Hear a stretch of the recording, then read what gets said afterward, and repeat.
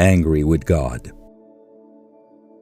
Today, as we were having dinner, my daughter Abril asked me a question that left a lump in my throat. Daddy, when Agustin left us, were you angry with God? My wife and I looked at each other without knowing what to say. Our children are nearly teenagers, and in our home we have always talked about taboos, nor reservations. Yes, I got angry, I replied. I had never felt so much anguish in my life. I asked him for an explanation. I felt completely helpless. But I immediately understood that it was something I had to accept. My wife interrupted me and added, I was also angry, really angry. It was your dad who helped me face it, and then I accepted it. Our children looked at us and wondered if God would be mad at us because of the way we had reacted. We talked, as we have done since they were little, and I explained to them that the love of God is so great, patient, and understanding that He could never be mad at us for something like that, simply because He knows us more than we know ourselves. He made us, and He knows how we think and feel, even before we were born. He knows our weaknesses, how fragile we are, and even so, He loves us. His love transcends all understanding. So the logic is simple. How could He get angry at their children's weakness? Our Father understands us. He knows that our reactions are human, precisely because they are part of His design. That's why He provides us with tools to strengthen our character and our soul. A few days before, we had taken a taxi in our way back from a trip, and Marcelo, the bald man driving it, told us how he had coped with the departure of his little 7-year-old girl, Lourdes, who had passed away due to cancer. A few minutes later, we understood that he wasn't bald when his daughter had become ill. He decided he would never let his hair grow in order to accompany her in her chemotherapy treatment. Despite all the pain he must have endured, Marcelo wasn't angry with God. He was an evolved man that, in a few minutes that trip lasted, taught us more than what many people can learn in an entire lifetime.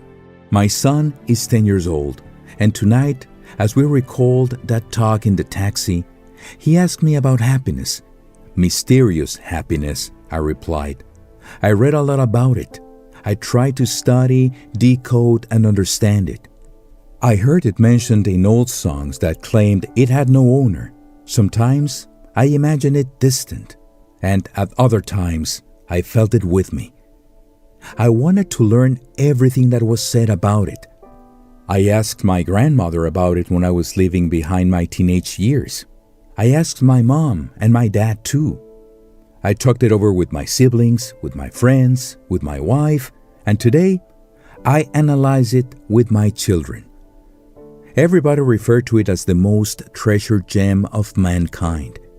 But when I asked anyone what it was about or what shape it had, nobody ever knew how to explain it. So I gave up and stopped digging, and that was when I found it. It was in my faith, in my children, in my wife. It had been in my childhood, with my siblings, and also when my parents were still together. I was happy in the moments I shared with my grandmother. I was happy in every school I went to. When I made my first trip, when I decided to live on my own, and when I earned my first wage. I was happy when I saw my children be born, very happy.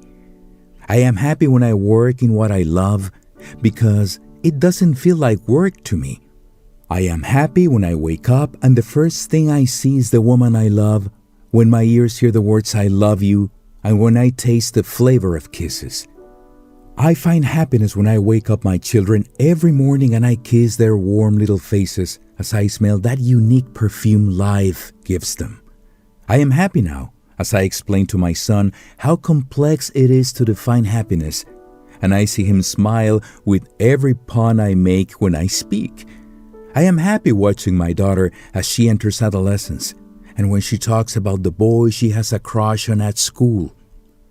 After much inquiry, I understand that happiness has always been there, ever since I came into this world, and that whenever I require it, it will be there, because it isn't selfish and it is always willing. It is evident in every detail, the simple and the extravagant, and what I touch and in the intangible. Today, I finally understand that it is better when we are predisposed to find it without looking for it. It is only absent when we don't appreciate it and ignore it. It multiplies when it hears us laugh, and it fades when we prefer to cry. I watch my children grow, ask profound questions, reflect and give answers that as a father I don't understand how or why they come up with them. And they fill me with joy. I feel satisfied and brimming with gratitude for the opportunity, common amongst billions of parents, but which somehow doesn't cease to amaze me. I feel I'm privileged for the simple fact of sharing that part of my life with them, for the honor of being the one who will lead them in this stage when they are laying down their foundations and growing. Also because they will accompany me in many times of doubt. What about forgiveness? Asked my daughter. It is an attitude that is hard to put into practice because we all have offended somebody or have been hurt at some point. We have to think about how many times we have been wrong and asked to be forgiven. But how hard it is to talk about forgiveness when it is us who must forgive. True to his style and focused on his own doubts, Ezequiel interrupted and asked if I ever think about my purpose in life. How can a 10-year-old boy ask me something like that? I looked at him, puzzled, and I laughed because he really left me perplexed, taking me from happiness to a life's purpose. I told him that I believe that my purpose is finding out that I can love someone more than myself, and that life becomes the best of lives when you become a parent. So, if I had to find my purpose, I found it when I met my 3 children. Conversation continued to flow, and we moved to the living room to enjoy our dessert, cookies and chocolate milk, while I watched the hint of mustaches, which were as fleeting as their childhood, begin to appear in their little faces. They turned on the TV and noticed I was uncomfortable with some of the scenes that I considered they shouldn't be watching. My daughter caressed my head while she told me not to worry, that they weren't children anymore, that they understood what was right and what was not, that I should let them be, do, and decide. They were 10 and 12 years old, my wife 34 and I was 42. But in spite of our age difference, we shared conversations during and also after dinner, learning and teaching about our life's philosophy, because we are a family that is learning to live with the good things and also with the undesired ones. What is the best school? This one. The one where we learn alongside our children, our great teachers. Profound conversations about anger, forgiveness, happiness, and self-improvement.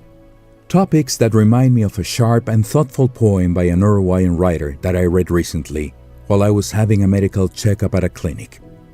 The striking text is printed at the entrance of a graveyard in Salto, Uruguay, so that people forget their pride and wake up from the frivolity of the lives we lead.